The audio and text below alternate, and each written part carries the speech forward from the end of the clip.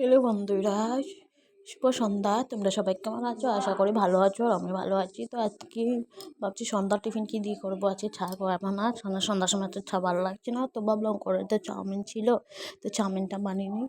তো দেখো গাইস, আমি এখন চাউমিন বানাতে বসে পড়েছি। আর এখন দেখো গাইস, চাউমিন মানে যা যা লাগে সব কিছু আমার কাছে নেই, তো আমার কাছে যা যা ছিল আমি তাই দিয়ে একটা সিম্পল বানিয়ে নিলাম চাউমিন।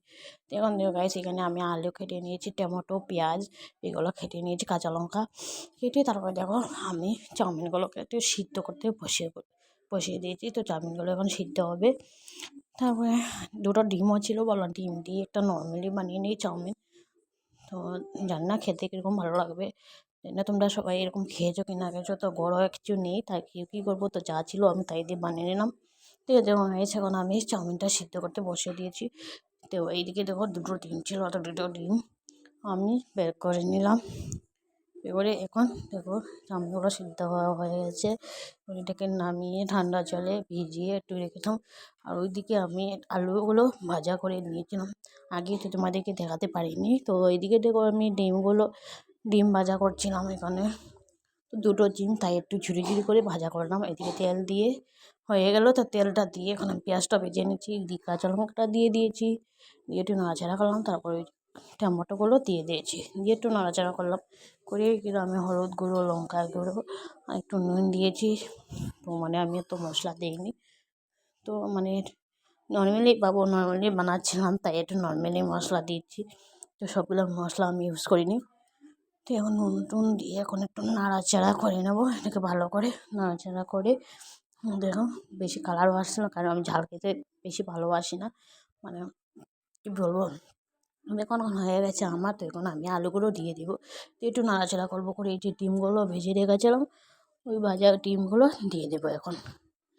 তো দিয়ে তারপরে এদিকে একটু নাড়াচাড়া করবো, করে আমি চাউমিনটা দিয়ে দেবো এটার মধ্যে।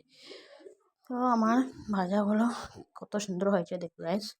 তারপরে দেখো আমি এই চাউমিনগুলো এখন সব দিকে মানে দিয়ে দিচ্ছিলাম, দিয়ে একটু নাড়াচাড়া করতাম। তো গাইস, আমার একা একা ভিডিও করতে অনেক অসুবিধা হচ্ছিলো।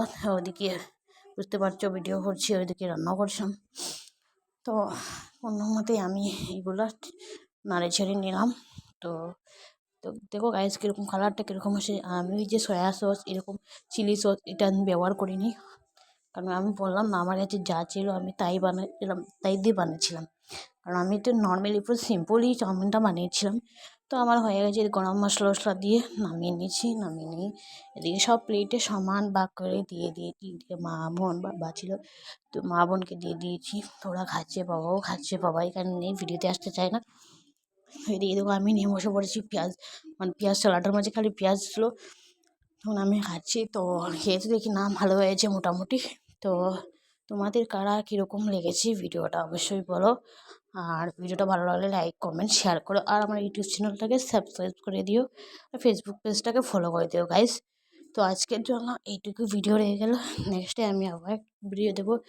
তো আজকের জন্য টাটা।